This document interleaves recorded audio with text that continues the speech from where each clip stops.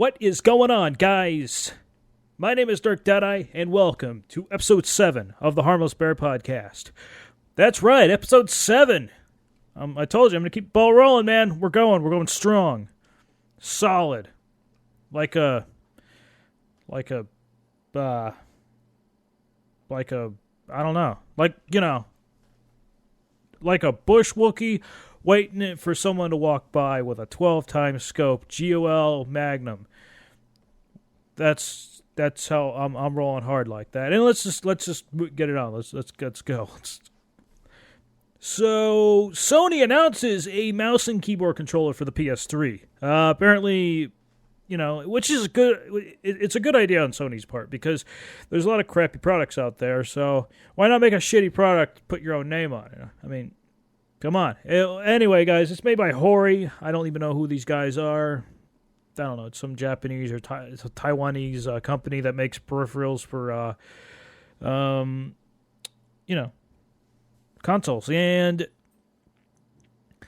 it looks kind of nice. I mean, I do like the keypad part. It's got all your directional buttons, like up, down, left, and right, which would take place of your joystick, and to where you would use your Q button. Like, say, for instance, your movement buttons would be WASD. Now, if you look at the Q and E, the Q would be triangle and the E would be circle, and then F would be square. And then down to the bottom right, there's an X button, which would be like your jump. So it's kind of nice. I really do like it. It's like the form factor is really good. I wish they would just sell that keyboard part because that looks pretty damn good. Because I don't know. I don't know how well the mouse is. Hopefully you can just swap out the mouse. Because the thing is, guys, like I don't know who makes their lasers, but gaming mice aren't. They aren't all made equally, Like, you can't just grab a mouse, plug it in, and game with it. You need something that's got a little more DPI, a little more sensitivity. You know what I'm saying? But it'll cost $127, which isn't cheap. And a lot of people are complaining, like, holy shit, I can just buy a keyboard and mouse for like $15. No, it's gaming peripherals, dude. It's mainly probably the mouse. Hopefully that mouse isn't made out of, crappy materials. Because I have a Logitech G9X, and this baby costs like $90 just for a mouse. Just for this mouse. And this is the best mouse in the market, all right? I don't give a shit. I don't even care about the Rat 7 or whatever Razer product anyone wants to put in front of me. It's all about the G9X or the G500, if you, depends on your grip, but that's not really important. But I think they're really, they're trying. They want to launch this product because Counter-Strike Global Offensive is coming out, and that's got native mouse support. So you can't just plug a mouse and keyboard in your PS3 and use it. The games have to support it. You need something like an XIM3 or a Penguin whatever adapter. I don't know. It's a piece of shit. If you ever want to get anything like that, get an XIM1 off of eBay and then just have fun figuring out how to use it. That'd be the best way to use mouse and keyboard. But it seems that PS3 or Sony is being a little more open-minded to the whole mouse and keyboard phenomenon because, there are a lot of people out there that were PC gamers that have probably just moved up and, they don't really game as much, but they pick up the controller and it's like, what the hell is this, And they don't want to pay another $1,000 or $750 or whatever for a rig when they already have a PS3, and that's all their friends are playing on, and they don't want to be left behind. So I think it's a really good idea. And I really don't think it's going to, it's not really going to ruin the playing field or give these guys a bigger advantage. We will see with Counter-Strike Global Offensive. I'm just going to reserve that whole mouse and keyboard versus controller, debate. I'm gonna save that for when Go comes out, because that'll be Shadowrun 2.0. That'll really show us what's up because Shadowrun was a long time ago when not a whole lot of people were playing first-person shooters on the Xbox or the PS3. Nowadays, it's been out there for a long time. The market penetration is just incredibly huge. Everybody plays Call of Duty, so there's a lot of people that are well-versed in the first-person shooter now. So I think now with people as good as they are in these games, like the skill gap has gone up a little bit, So I think now is the time to see, let's put that debate to bed, because it's probably, and play it on their own turf, because you plug you plug a controller into a PC, you're not going to get the aim assist, and people joke about aim assist and say it's lame, and the only time I really think it's lame is when you're using a sniper rifle. Other than that, it's fine, it's warranted, because the sticks have dead zones, and I don't know, I talk about this like every time I mention controllers, so I'm just gonna move on, because I got a lot of fucking Battlefield to talk about. I got a lot of Battlefield to talk about. I just want to knock these articles out first, though. So, over at computerandvideogames.com, Xbox 720 will do phenomenal things. I'd be shocked if it isn't out first. This comes from the CEO of Saber Interactive, Matthew Kirk. I'm going to pronounce his name wrong, so I'm just going to give up right there. And he's heading up the Halo Combat Evolved Anniversary single-player campaign. And I thought that was 343, but I guess they're splitting it, which, I don't know. But it's Halo, they take care of that game. Well, at least Bungie did. And he goes on to say that we're pretty much, we're really limited in what we can do with the current hardware with these consoles, and. He made a good reference saying that show a 10-year-old boy Halo on the Xbox, on the original Xbox, a game that came out 10 years ago, and he probably wouldn't know that the game came out 10 years ago. And that's the beauty of what we can do. And he goes on to say that, just imagine what we can do with newer hardware, Like the current hardware right now is sort of stagnating, and I wouldn't really say stagnating, but it's holding back a lot of creativity. And he says physics, crowd technology, AI, and even the way the game characters' bodies are simulated will all be greatly benefited by the PlayStation 4 and Xbox 720. And the innovation they bring could also herald a new age of smaller licensed games. And I'm just pointing this out because it's hilarious that the developers and the publishers and all that, they're sitting here telling us, come on guys, give us some more hardware, and on Microsoft's saying, no, it's good guys, we got that Connect, and I'm saying that should get a couple more years out of this console. We don't want to quite we don't want to quite give up on it yet. We still got a little bit more, a couple more dollars to squeeze out of that thing. And honestly, the reason why they're not going to announce an Xbox 720 until a few months or a year before it's released is because if I told you right now the Xbox 720 is coming out next year, nobody's going to buy you're going to lose sales in the Xbox 360, and that's just not good. You want in the software, so you want to keep that ball rolling, and you just want to announce it at the last possible second. The fact that we're getting these reports now and these little news stories is telling me that it's being developed, and we'll probably hear about it in E3 2012. At least that's what I hope. If not E3, somewhere around there, somewhere around before the next fall season. Because right now we're in the fall season. This is when all the new consoles and the big games come out. Because it's Christmas shopping time, That's where we get all our Christmas news, It's a beautiful thing. It's a beautiful thing. All right. I really just wanted to stay out of this, but I keep seeing articles about it, so it has forced my hand. I have to say something. Over at gamersmint.com, we speak your language, which I don't really understand that, but okay. Oh, and the first article was at Game Ranks, your ultimate source for top-rated games, news, videos, features, and more. So I'd really love to be an announcer. That'd be really cool, This podcast has been brought to you by Nick's Rape Axe Condoms. Don't go out alone without your rape axe. You never know who or what you might run into. I don't know. That wasn't funny. I'm sorry. Anyway, John Carmack says the PS3 has tight memory and poor I/O performance. Rage has been criticized on all platforms since its launch on October 4th, especially the PC version of id Software's shooter.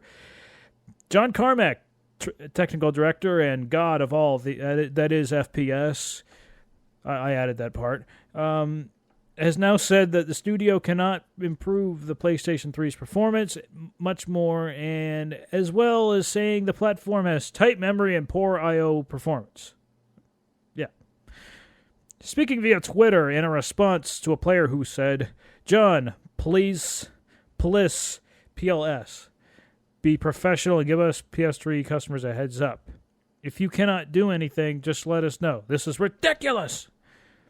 To which Carmack replied, well, we do not know anything we can do to improve the PS3 performance much, especially in Wasteland. Tight memory, poor I/O performance. This isn't the first time Carmack has talked negatively about the PS3. The industry veteran has previously said the Sony platform is the second best console ever made, with the best being the Xbox 360. Ooh, another developer saying the Xbox 360 is just the best thing ever. Which, I don't know. I don't really think it's the best or the worst. I really just think that the Xbox is a lot easier to develop on, you know. That's really my opinion, though. But anyway, he also said, well, the Xbox 360's version matches the PC's 60 frames per second. The PS3 had once been 20 to 30, but has since become 60. He explained on the matter. The PS3 does not lag a little bit behind in terms of performance of it. The rest here is just a bit slower. No two ways about it. The RSX is slower than what we have on the 360. Processing-wise, the main CPU has about the same, but the 360 is easier to split things up, and that's where a lot of the work has been. Splitting all the jobs on the PS3. The legendary developer has been under a lot of scrutiny and undoubtedly pressure from gamers after the problem-ridden launch of Rage. It released a horrid PC launch and saw a slew of problems that players had to face. An update has been released to rectify the problems, but it doesn't get rid of the game's shaky launch. While we're on the topic of the PC version of Rage, Carmack tweeted, well, we have a bicubic U-sample plus detail option for the PS3 patch that should eliminate the blurry textures in Rage. All right, I'm gonna stop doing that. So anyway, yeah, God, it's I didn't know how to make this entertaining, because even like reading people bashing John Carmack, it still turns into like this thick black plastic glasses pen pocket protector little. Yeah. So, on top of all that, there was supposed to be a 150 gigabyte high-res texture pack, but he just says, our first test of a higher-res page file didn't help much because most source textures didn't actually have any more detail. So he said, we got these bigger textures, but our engine can't stream them well enough, so they're worthless. I don't really know what to think of Rage, guys. Like, and there's another article. Rage PC is just getting slammed by Metacritic. I mean, I really don't know what happened here. I mean, maybe it's just, the game was in development for like 7 years, and it can't run very well on PS3. It runs fine on Xbox. PC version, like, there's just driver problems galore. It runs like shit. Especially if you have an ATI card. If you have I think if you have an NVIDIA card, it's fine. And I don't like NVIDIA cards. I just don't know why I don't like them. Every time I buy one, they always fuck up on me. My ATI cards last forever, but I guess I have bad luck when it comes to buying NVIDIA cards. They never last. They never last, and I can't stand it. And I'm not gonna do any more John bashing. That's all I wanted to say. I just wanted to clear a couple things up with Rage. I just really want to stay out of it. I'm not even going to talk about the keynote. I watched that, and I kind of just cried a little to myself, man. Hearing Carmack just say, it's all about consoles now, bros. Sorry. I'm not going to develop on PC. Developing on PC is just, it's whatever. People just pirate games anyway. It's just, I don't really give a shit. And I mean, it's true, but it's really not the direction I want, a software developer to go. It's like, no, we're just going to follow the money, guys. Fuck all of you. And look, I wouldn't really get that upset if it was like EA or something. This is id Software. These are like, I mean, they make Quake. Not fair. It's just bad. Console, low.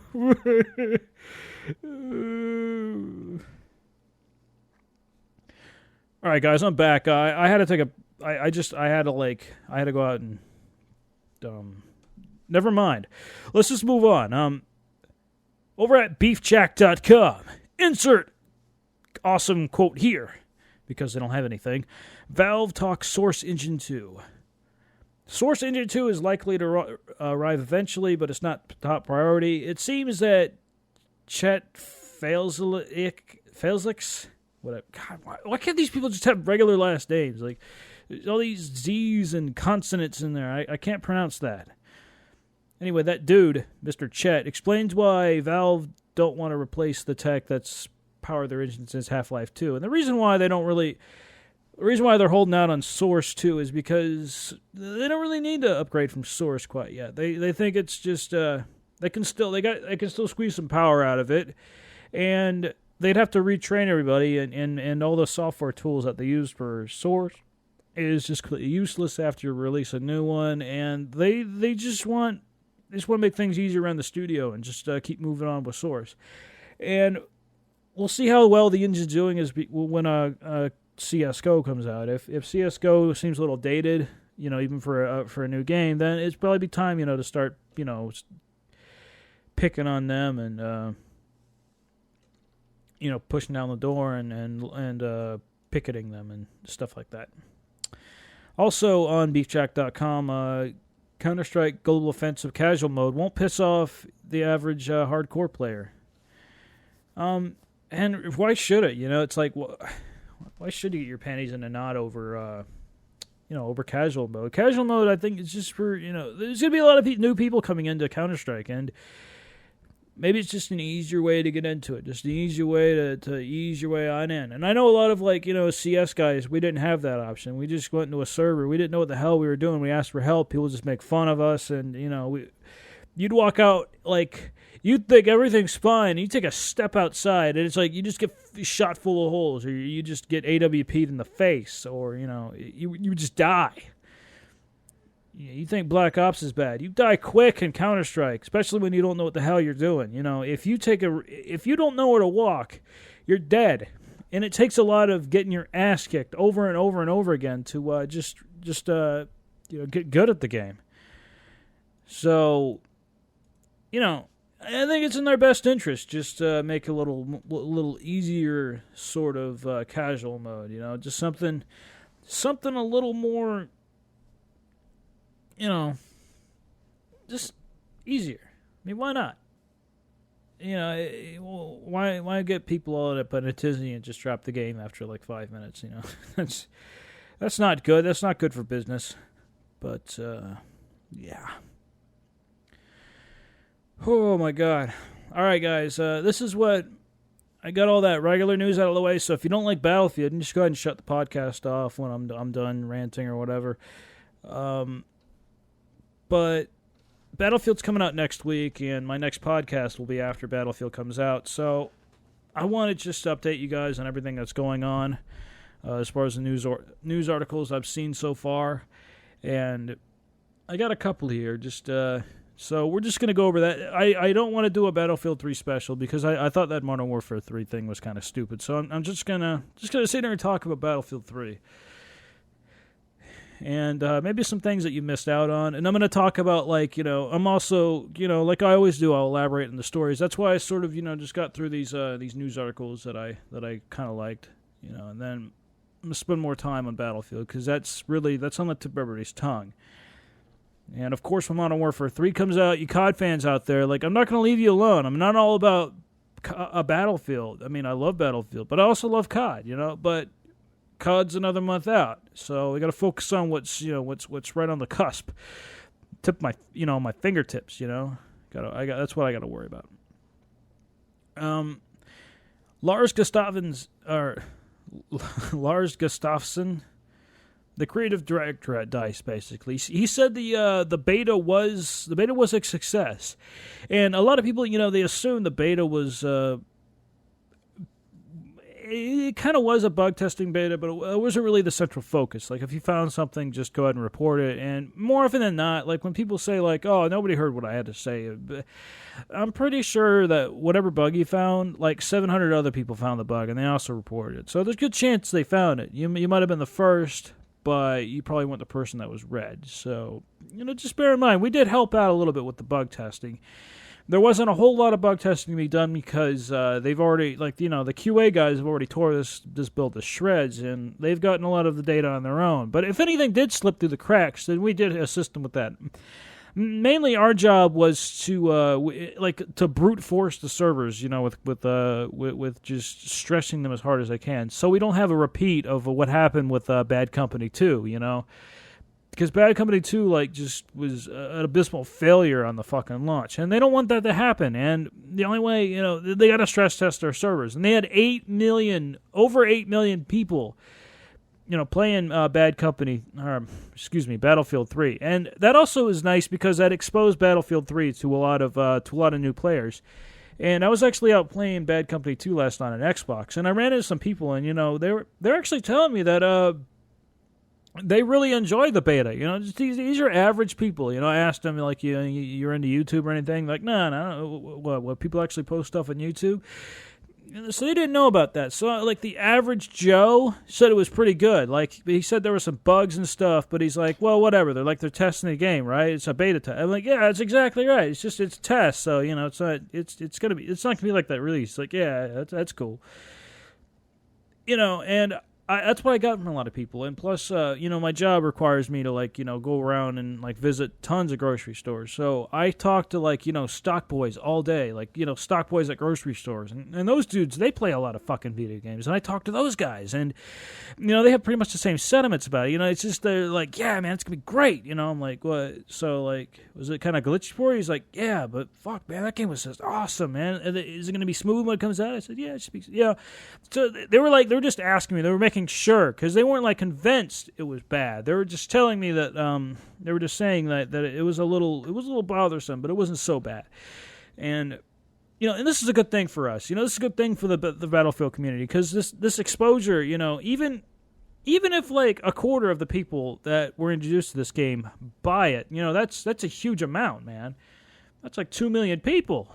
That's a lot. Shit, man, that's a lot of people. So, and maybe they won't be a bunch of bush Wookiee sniper pieces of shit. You never know.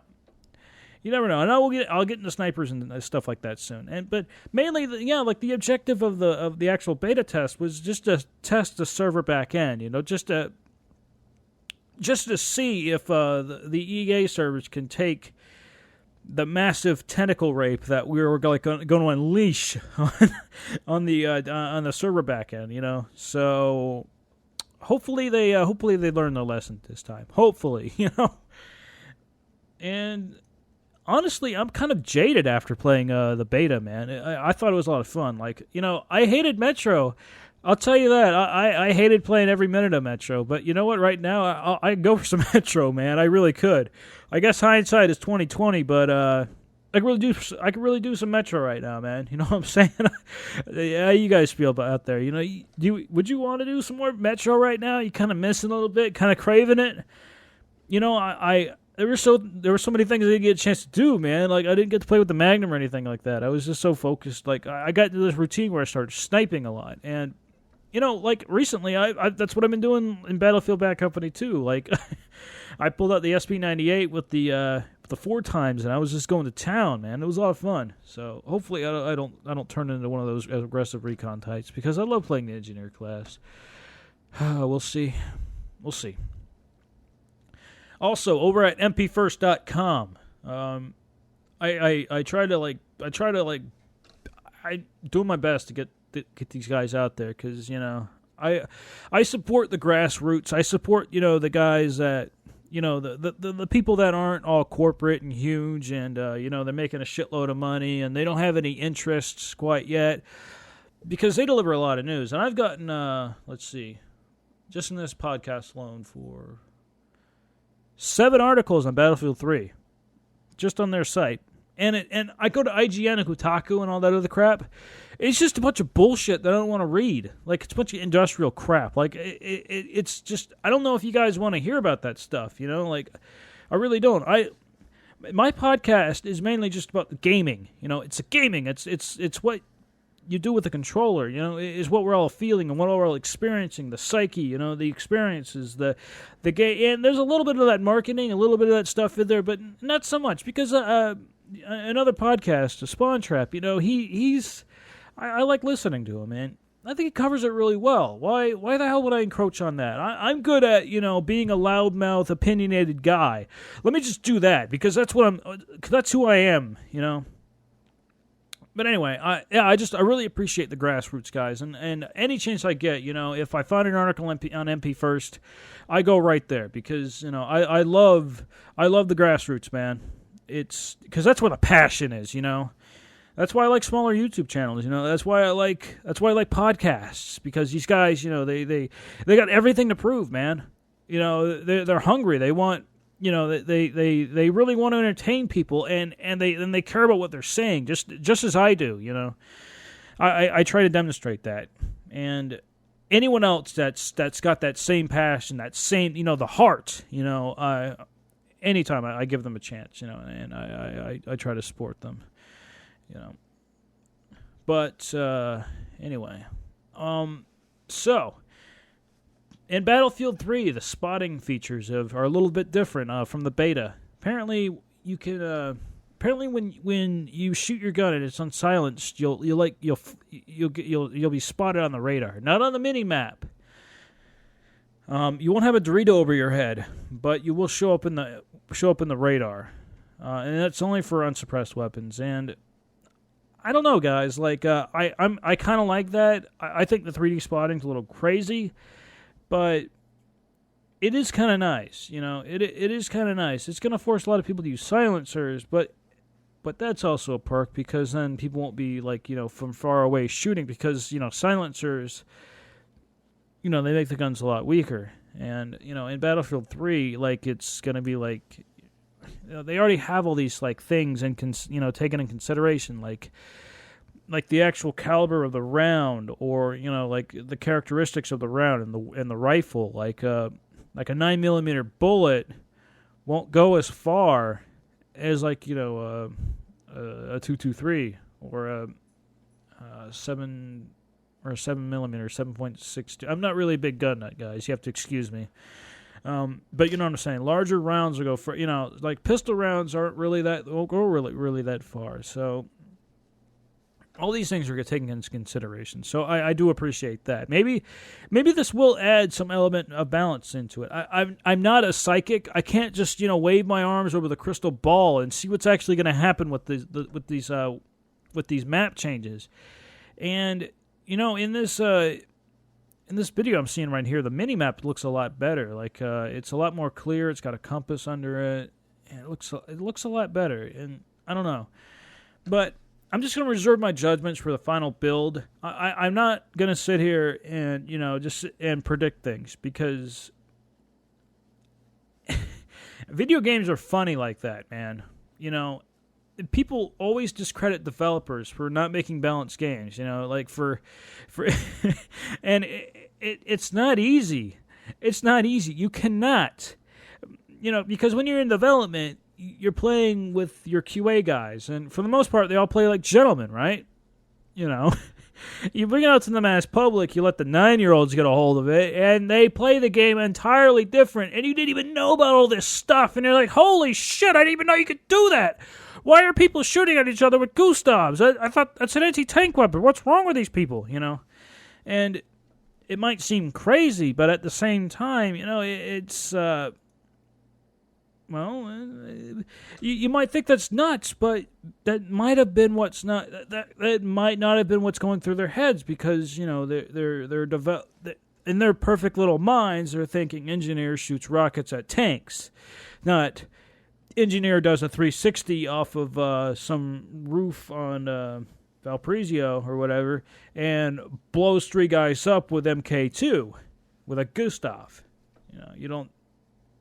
It just doesn't go through their heads, And it's not their fault. It's just they're trying to, they're so passionate about this vision of the game that they forget the human element, the 9-year-old element. You never forget the 9-year-old element because that's the crazy, that's the thing that's what ruined Modern Warfare 2. I mean, look at those guys, they were like, yeah, this game's gonna be awesome. And then like 2 months later, thump, thump, thump. What, why are they, what are they doing? One-man army, danger close, command, or one-man army, danger close, grenade launchers? What? Why are they doing that? That's not right. Because they don't know, and that's just what happens. It's that crazy 9-year-old element. All right. Also over on mpfirst.com. A clarification, yes, soldiers will appear on the map for a short time using unsuppressed weapons. That was just a little clarification article. Just going to move on from there.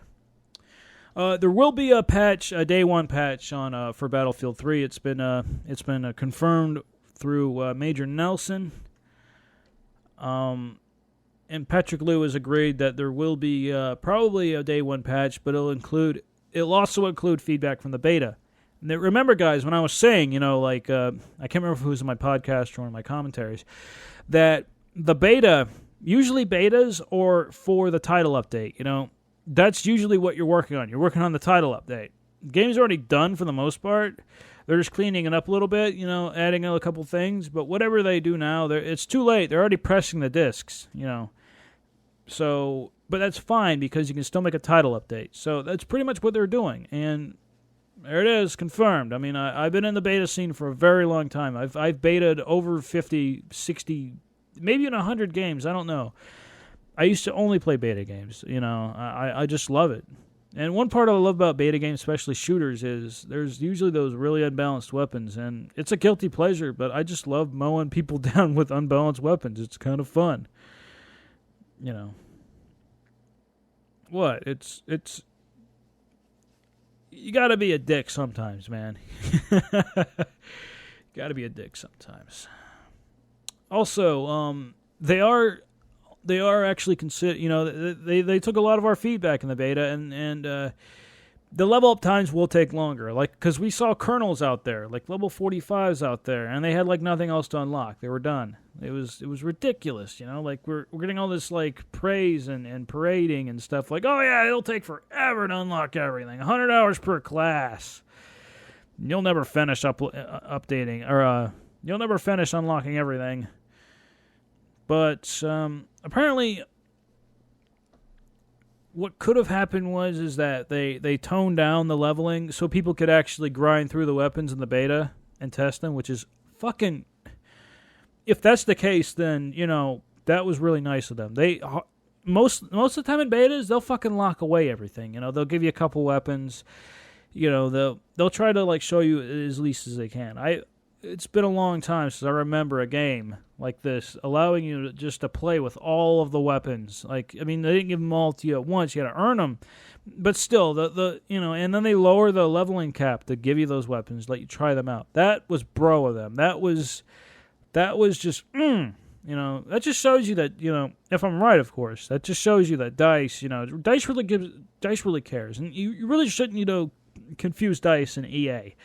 DICE are the guys in Sweden, jamming out the dubstep, and they're the ones making this game. They're the ones that actually make the game. EA are the people who publish the game. They give them money. They actually, they'll hook them up. If they need anything, they'll send it their way, and in return, DICE makes a game for them, and EA can make a shitload of money, and then they split the profits, So it's a working relationship. But a lot of the scumbaggery that goes on, a lot of a lot of the cloak and dagger underhanded shit that happens with video games is usually the publisher's fault. It's not the developer's fault. The developers didn't want to do that stupid back to Karkland or the what was that, like the weapons pack, whatever it was called. They didn't want to do that. That's not in their best interest. They don't want to polarize their game. They don't want to polarize their audience. That's like an EA move. You got to really think these things through before you start bashing, one company or another. Like, sometimes with like things like DLC, sometimes gameplay mechanics should also be pressured by the actual publisher. Like, I'm pretty sure Activision keeps COD dumbed down just to keep selling games, just to keep people playing it, I really think that's how it goes, and I think that opinion's shared by a lot of people. So, but I'm getting off topic again here. But so hopefully that's what they did, because that'd be really bro of them to do that. That'd be really cool. And a little tidbit at the end of this article was Frederick Thailander, who was he's the rendering architect at DICE. Somebody actually asked them, how big are the maps going to be in BC2? Like, because why was Metro so small? Like what's going on with that? And he said you could fit three of the biggest Battlefield Bad Company 2 launch maps in Operation Firestorm. It's huge, and it's got 2 home bases too, so that's 7 bases. Basically, in Operation Firestorm, just one of the maps he threw out there, you can fit 3 of the biggest BC2 launch maps inside of it. So, let's give us some perspective. And Caspian Border is pretty freaking big. It's Battlefield big. It's big. It's not like it's not huge, but it's big, especially when you're in a jet, because it gets even bigger because the airspace is a lot larger, of course. Over at gamingbolt.com, that's right. Wait for it. Get a Bolt of Gaming now. Yeah. Waiting all day to do that. I wait all week to do that, man. I love it. New Battlefield 3 details up. DICE explains why they prefer the hard drives over disk streaming. And this article is a little confusing because it starts out with some little gems of information. I'm just going to read this verbatim for you guys. We have some new news from the Battlefield 3 front for you. Alan Kurtz, who works at DICE, revealed a lot of new info on the game. He's been doing before. He mentioned that system specs will be the same in the beta in a response to a question by a fan. As far as system specs are concerned, I'd really recommend like a 6950. Don't get a 6970. That's just a waste of money. 6950 if you're going ATI, or probably a 560, 570. I wouldn't really say 580. The thing is, guys, like when you play on Ultra, you're really just spending an extra $200 on a video card to see the grass a little bit better, to get a little bit of better lighting, to see shadows. Honestly, I think you're going to be too busy trying to shoot somebody instead of staring at the grass. That's just my opinion. Save yourself $200 and just don't see grass on the ground. Maybe the lighting won't be perfect, but come on. That's just me. I don't know. Just saying. Another question he was asked about was about the bullet travel speed. Fan says, quote, I saw a video on YouTube with a 961-meter headshot, and the bullet was about 0.34 seconds faster than it should. To which he responded, quote, indeed, they will be slower at mid-ranges and faster at long ranges compared to in real life due to scaling of the speeds, relative to IRL. Basically, he's saying that a sniper rifle or whatever will, if you hit someone, like, the bullet only just goes, like, the bullet's only picking up speed as far as it goes. It will reach its maximum velocity probably, like, I don't know, 500 meters, and then it would just go that fast. But like right out of the barrel, it's not really going that fast because it's still picking up speed a little bit. I think that's really what he's trying to say, and I think that actually holds true with rifles and stuff. I'm not really 100% sure, but I think that's how it works. Also, in this article full of grammatical errors and oh God, and another interesting reveal, he said that gunners get their own loadouts. This means that they, pilot and gunners, both get their own loadout. Like, God damn it, man. Basically, when you're in a two-seater plane, you'll, the pilot will, I don't know, get to use heat seekers or whatever, and the gunner will get to use something else. Same thing with tanks or whatever, It's not. What am I supposed to do with that? I'm just trying to help you guys out. He also said that splash damage is solely based on the distance when the fan asked whether or not it's range-based. He revealed that optical discs are too slow to take advantage of the streaming tech. This, for the PS3, holds true because the Blu-ray only runs at two times speed, while the DVD is the Xbox 360 DVD is slightly faster. This is the main reason why they prefer 8 hard disk drives. Tell us much more in the comment section below. Blah, blah, blah, blah, blah. Yeah, because that holds true for almost any game, Like the hard drive is going to communicate faster with the RAM and the internals than a disk,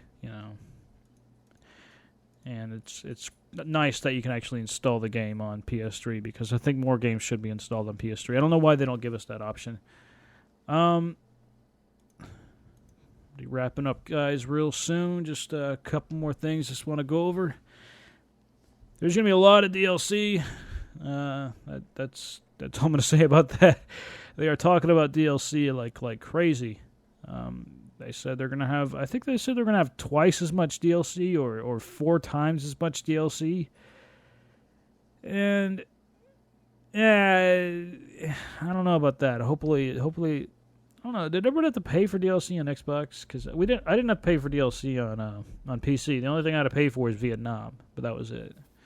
The rest of the DLC was free. That's if you bought the game retail. So I'm cool there, but we'll see where that goes. Also, apparently they were kind of hinting at the red dot sites getting different site settings, but he then clarified that this is only in real life. So that's up in the air. We're not really quite sure about that. And the transport vehicles, there's no upgrades for them. They just get smoke or whatever, just anything utilitarian, because they're not designed to be killing machines. They're just designed to move you around the map. Also, a clarification on the red dot site. If this is my suggestion for all you submachine gun running gunners out there. The red dot sight will actually tighten up your hip fire. So it's not really. That's all it's really. It's people. I guess assume that it was just designed to blind people or whatever, or just piss people off. But in all actuality, it tightened up your hip fire. Because that's kind of what it's used for. It's used for a quick acquisition. It paints wherever you're going to shoot at. You're going to have a red dot on it. So you don't really have to look down your sights. So that's my suggestion for all you submachine gun, nuts out there. That'd probably be your best attachment. And remember, you can turn it off if you get the up button on Xbox. And God, I don't even know what button on PC because I couldn't find it and I didn't even bother finding it. So Xbox and PS3 guys, just hit the up button. You can turn the damn thing off. So that's all you got to do. Just turn it off. I think it's a good attachment. If it tightens up your hip fire, especially like with the UMP and the PP2000 being the weapons that they are. And they actually did mention that the UMP is just kind of a little bit OP, just a little bit OP. They said they're gonna mess with a little bit. You got to remember that also that in Medal of Honor, we have that Medal of Honor instant death glitch in Battlefield 3 beta, so you can't really let that. You can't really judge the weapon too much because we don't really know how well it was doing because we were all just dying in like a half of a second, So that's where I stand there as far as I'm concerned.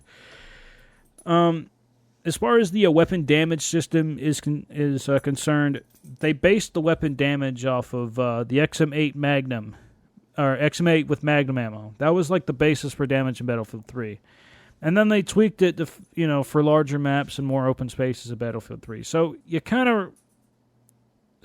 that's kind of where the weapons lie. The XM8, and everybody's used the XM8 with Magnum ammunition. It's a good weapon. It's kind of like the all general purpose weapon. A lot of people like it. It's a lot of fun to use. It's great. And Kurtz has actually also said that one-shot chest kills with the bolt-action rifles is unintentional, which I don't know about that. From far away, I can see that happening. But up close, I think you still get that kill, because if you just happen to panic scope a guy or something like that close range, he deserves the kill because he pulled it off. He got his shot off before you got yours. Why should I get a hit marker on you up close? And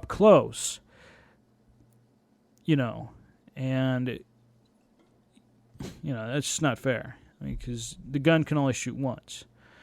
Yes, I can pull up my pistol, but in the time it would take that, it would be just as much time as firing around and bolting and almost firing another round as getting out the pistol and acquiring my shot. And either case, the guy with the assault rifle or the submachine gun would kill me anyway. So it's just you're better off using the bolt action. So I think, with all that in consideration, a headshot is just not fair. It should only be it should be upper chest ahead for a one-shot kill. I'm not saying shoot him in the toe when he dies. I'm saying get an organ shot on him. That's all I'm saying. So that's about it, guys. I just have one more here. There will be more weapons in the resale version. We haven't even seen the biggest maps yet. And there are some changes with the unlocks. Kurtz actually said many of the unlocks will or have been balanced and they'll continue to unlock and continue to monitor the game. They might also remove some of them because why the hell does the fucking 870 have a 12-time scope? Am I going to be sniping people with slugs with a 12-time scope? Because if so, I'm going to do it. If they leave the 12 times in there with slugs, you expect to see a montage because they'll just be hilarious, and I'd have a lot of fun doing that. Of course, everybody on YouTube is going to be like, what the fuck's this, man? Of course. Because that's how everybody is, DICE has also denied that Battlefield 3 was not made with consoles in mind, and actually used more than 1 gigabyte of VRAM. Whatever. That's a lot of RAM to use. And the last thing I got is just a little article here for you guys to read. It's the 5 innovations Battlefield gave the world. And it's a really good article. It's on IGN. I'm just going to link it in the show notes, let you guys check it out. It's pretty nice. It was a good read, and I really liked it. But anyway, guys, that's it for episode 7, guys. Thanks for all the support. Thanks for just, tuning in, and just thanks for listening, guys, and that really means a lot to me. That's all I ask. Just if you enjoy my show, of course, you can follow me on Twitter at Dirk Deadeye. My YouTube channel is Dirk Deadeye at YouTube.com. It's all it's pretty universal, And if there's any feedback, you guys, just let me know. If I'm talking about news articles too much, if you actually do want to have me have a co-host, or if you got any stories or anything like that, you want me to cover, just any info or anything like that, you could tweet me at Dirk Deadeye, or you can also email me at dirkdeadeye@gmail.com. See how it works? dirkdeadeye@gmail.com. All right. Hey. So that's it, guys. Episode 7's in the books. Episode 8 next week, guys. Battlefield 3 next week, guys. I can't wait. I'm fucking pumped, man. Oh my god, that game's gonna be so good. And it's be preloaded to run my PC right at midnight. So I'm gonna hop right into single player, and I'm gonna get shit done. And oh god, it's gonna be great. It's gonna be great. So anyway, guys, it's been fun. Good talk. And see you out there, guys. And as always, guys, remember, have fun out there, man. Happy gaming as always. Because that's the most important thing. We're all here for the same, we're all here for the same thing. Just have fun playing some games, Just just chilling with each other and enjoying our time together. So, getting sentimental. I got to go. I'll see y'all next week with episode 8. Peace.